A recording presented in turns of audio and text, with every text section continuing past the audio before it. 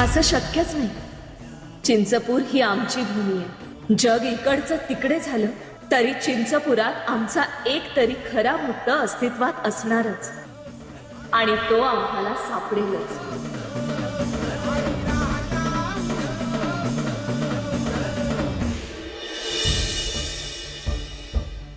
आई, मी आले बघ. जास्त का मिळालं नाही, थोडस पीठ मिळालं शेजारच्या गावात. पण तू काळजी करू नको, लगेच भाकर थापून देते. लई फिरावं लागलं दिसभर. कैक वर्ष झालं पाऊसच पडना. लोकांकडे बी धान्य उरलं नाही.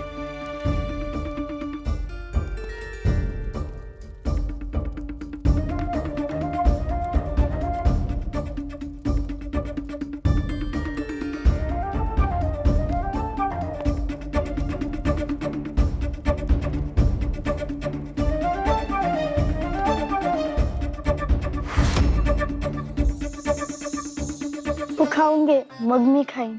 माझी आई मला नेहमी म्हणायची, तू येणार आहेस, लवकरच येणार आहेस. म्हणूनच तिने जाताना मला तुझ्याकडे सोपवलं आणि तुला माझ्याकडं. घे, खा आता लवकर. झालं का खाऊन? मी खाती नंतर. तुळजाई, माझं मन सांगते तू लवकर येणार आहेस. लवकर ये तुळजाई, मी तुझी वाट बघतेय.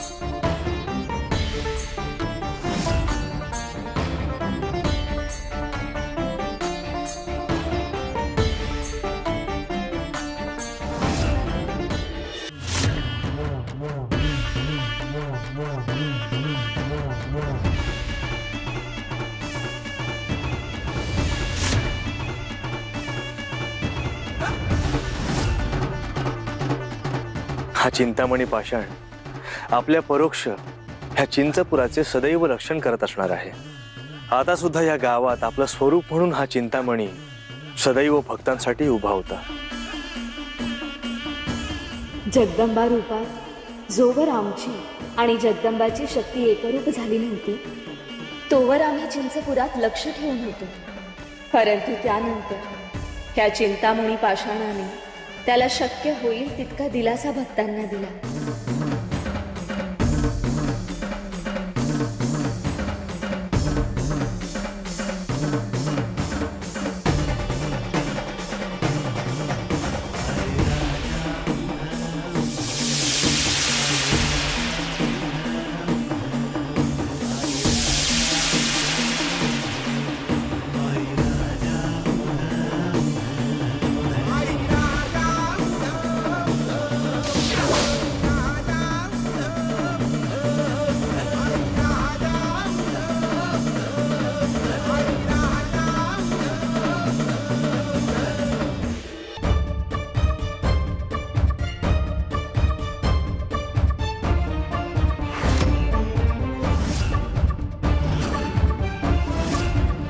हे इथं कसं आलं?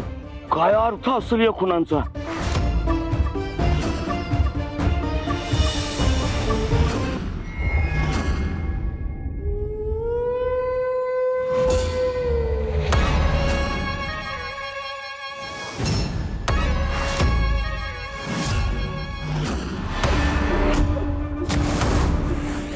असुर नरेश,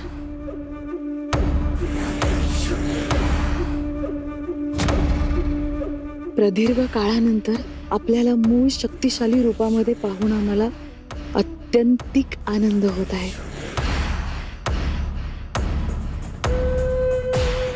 आपल्याला असा आनंदी पाहून आम्हीही प्रसन्न झालो आहोत. सम्राज्ञी, आजवर आपण अनेक मार्गाने तुळजाला अंकित करण्याचा प्रयत्न केला, परंतु आता आमचा संयम संपला आहे.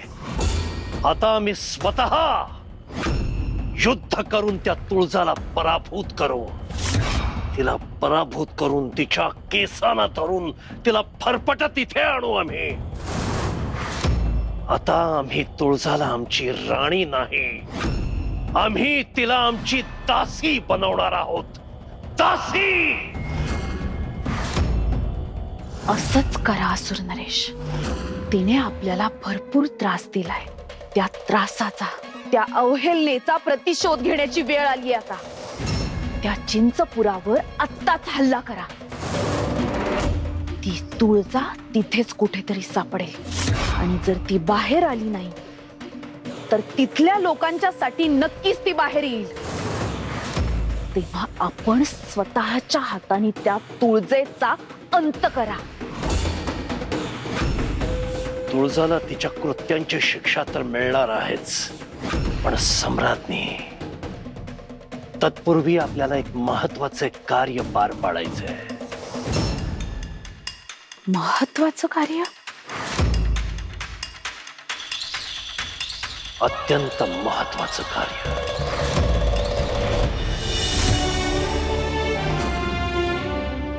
देवी, काल आकाशातून भ्रमंती करताना पाहिलेलं चिंचपूर आणि आज प्रत्यक्ष इथे येऊन पाहतोय ते चिंचपूर, ह्यात खूप फरक आहे. आम्ही मानवी रूपात इथे राहिल्यावरच आम्हाला हे जाणवलं की मानवाच्या जवळ राहूनच त्यांच्या जीवनाचे बारकावे कळतात ते वेगळेच असतात आणि ते समजून घ्यायला मानवी काळीजच लागतं.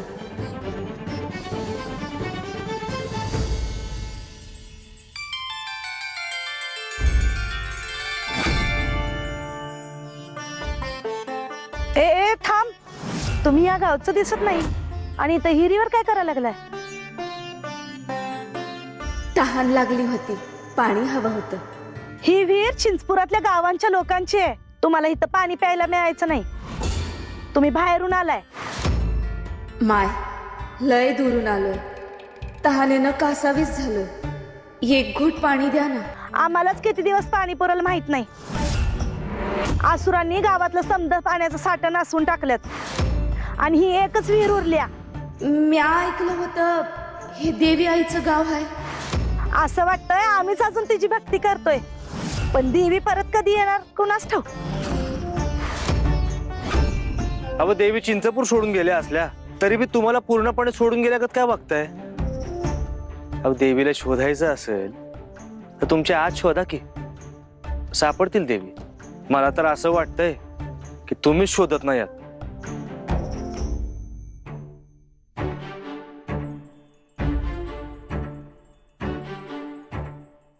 थांबा थांबा, 2 घोट पाणी पिऊन जा.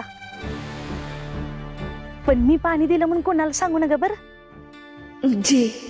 हे घ्या, प्या पाणी.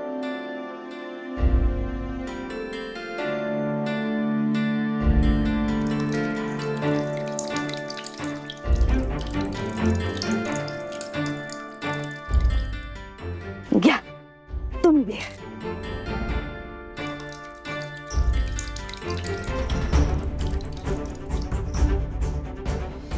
येतो.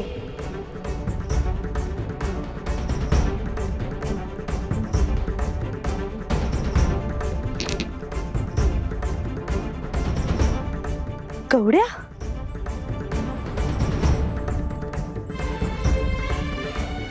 अचानक या कवड्या इथं कशा आल्या?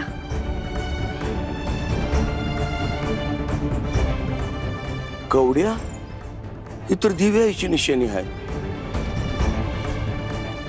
इतक्या काळानंतर इथं कशा दिसल्या?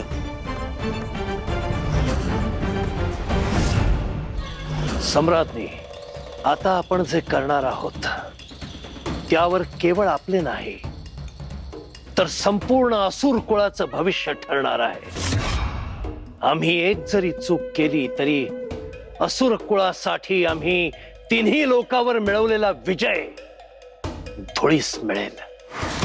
या युद्धामध्ये आम्हाला सगळ्या असुरांची साथ अत्यंत आवश्यक आहे आणि त्यासाठी आम्हाला अत्यंत नीतीने आणि नियमाने वागावे लागेल. असुर नरेश, त्या तुळजाबरोबर एवढं मोठं युद्ध होईल असं निश्चितपणे वाटतं आपल्याला? होय सम्राज्ञी, ते तसंच होणार आहे.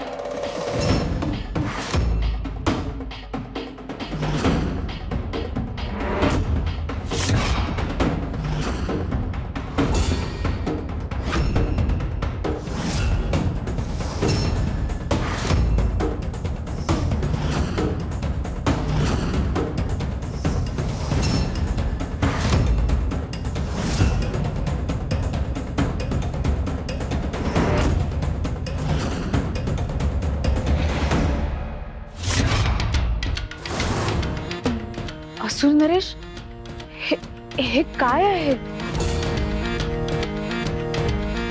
सम्राज्ञी, काही काळासाठी आमच्या वाट्याला आलेलं वृद्धत्व ते आम्हाला मोठं शहाणपण देऊन गेलंय. त्या काळात आम्ही अनेक विद्यांचा अभ्यास केला आणि त्याच काळात भविष्यातील हा काही भागही आम्हाला ज्ञात झाला.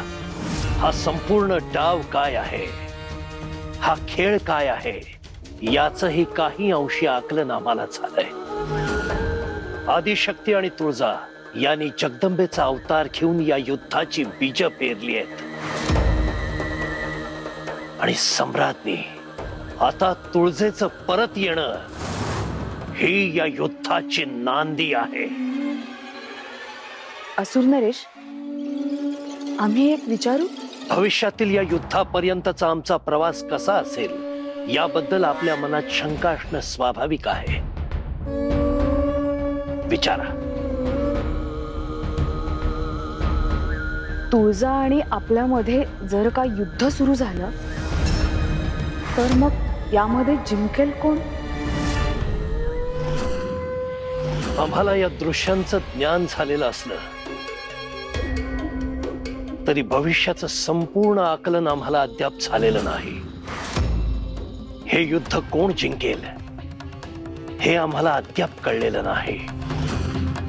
परंतु हे युद्ध किती महाभयंकर असेल याची मात्र पूर्ण कल्पना आम्हाला आली आहे. आपली पुढील योजना काय आहे? काय ठरवलं आहे आपण? हे युद्ध आपल्याला नीती आणि नियमाने खेळावं लागेल, तर या युद्धात आपल्याला सगळ्यांची साथ मिळेल. आणि युद्ध जिंकण्यासाठी हे अत्यंत आवश्यक आहे. आणि त्यासाठी आपल्याला काय करावं लागेल? युद्ध शिष्टाचार.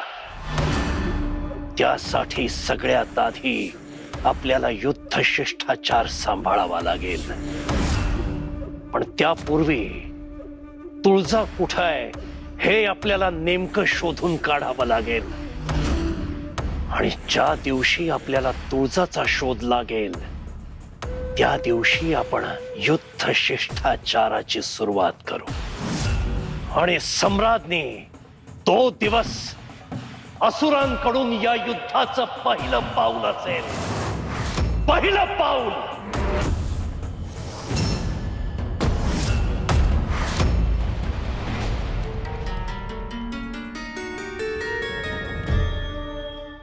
कोणी आहे का घरात? हा, वाईच पाणी हवं होतं. आमच्याकडेच नाही पाणी प्यायला आणि तुम्हाला कुठलं देऊ? अहो पण थोडं. नाही नाही, तुम्ही पुढे जावा, आमच्याकडे नाही पाणी.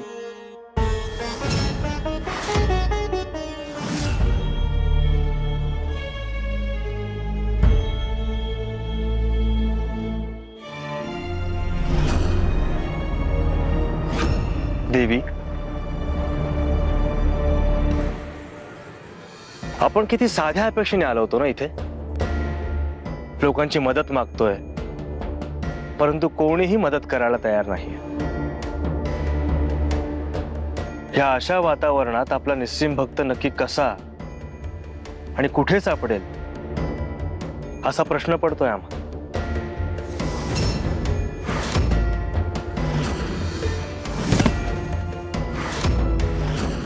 आवाजी सावकाश. या इथं बसा. लागलं नाही ना? अगं पोरी, लय उपकार केलं बघ तू. या गावात कुणी कुणाला मदत करायला तयार नाही. सोबत कुणाला तरी घेऊन यायचं ना. मला असं स्वतःच कुणीच नाही ग पोरी. त्यामुळं माझी काळजी घेणार सुद्धा कुणी नाही बघ. असं का म्हणताय आजी? तुळजा येईल त्या दिवसाची वाट बघत थांबले बघ मी. पण ती बी नाही यायची आता. ती यायच्या आधीच वाटतंय भूक डोळं मिटन बघ. हवा आजी, असं काय बी होणार नाही बघा. हवा आणि लई जगणार आहे तुम्ही. आणि बरं सुख यायचं तुमच्या वाट्याला. हे घ्या.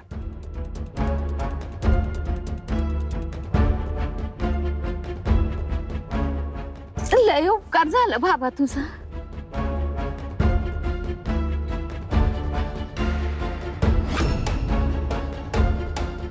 अन हे बी घ्या. ही देवी आईची परडी आहे, कधी बी रिकामी राहणार नाही. आणि ही परडी घेऊन तुम्ही ज्याच्या बी घरला जाल आणि जो बी तुम्हाला भक्तिभावानं दान देईल त्याची लय भरभराट होईल बघ.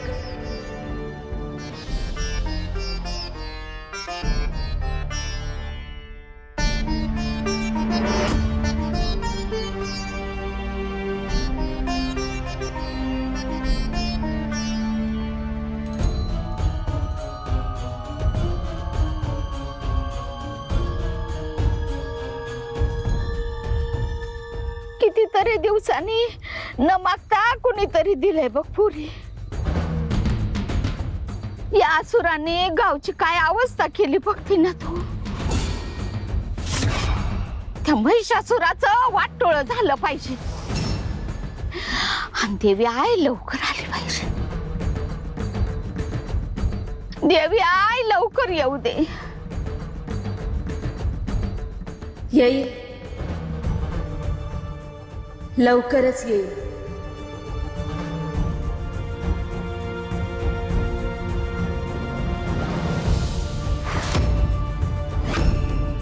चिंतामणी दगडावर दिसलेल्या तू खुणा नेमक्या कशा आणि कुठनं आले असतील काय कळत नाही. गावातल्या हिरीच्या पाण्यात सापडलेल्या कवड्या नेमकं कशा आणि कुठनं आल्या असतील. नेमकं कसलं संकेत आहेत.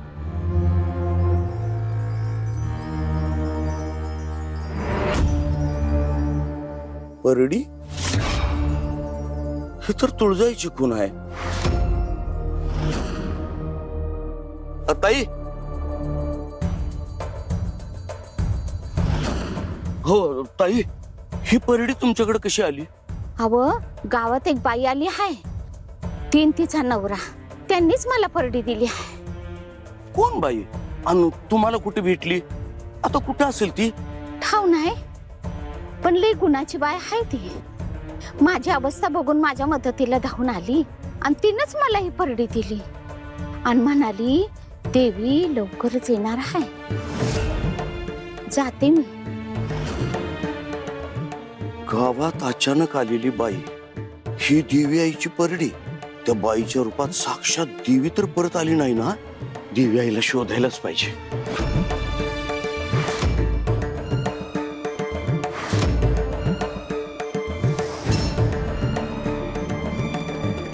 स्वामी, आपण इथे आमचा निस्सीम भक्त शोधण्यासाठी आलो आहोत, परंतु तसा भक्त अजून तरी कोणी सापडला नाही. आपण म्हणताय त्यात तथ्य आहे खरं देवी.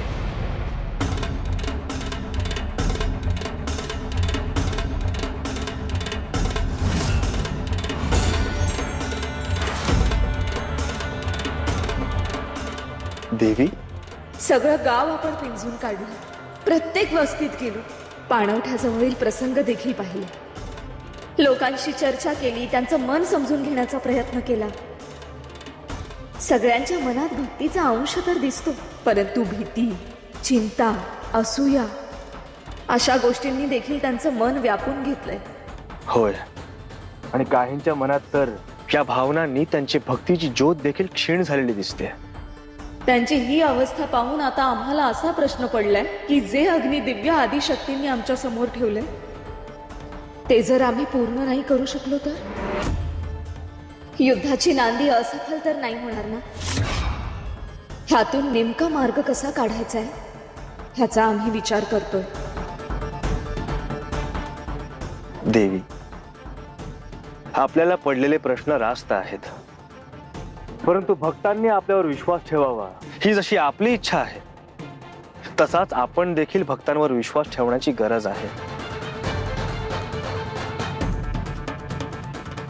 आम्हाला असं वाटतं की आपला जो निस्सीम भक्त असेल तो आपोआप आपल्याकडे चालत येईल. स्वामी, खरंच तुम्हाला असं वाटतं? नुसतं वाटत नाही देवी, तर आम्हाला पूर्ण विश्वास आहे. कारण हे तुळजाईचं गाव आहे,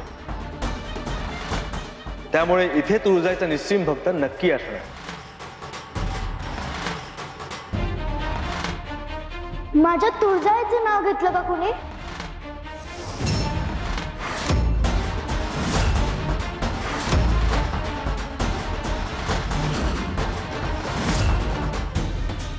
अगं सावकाश,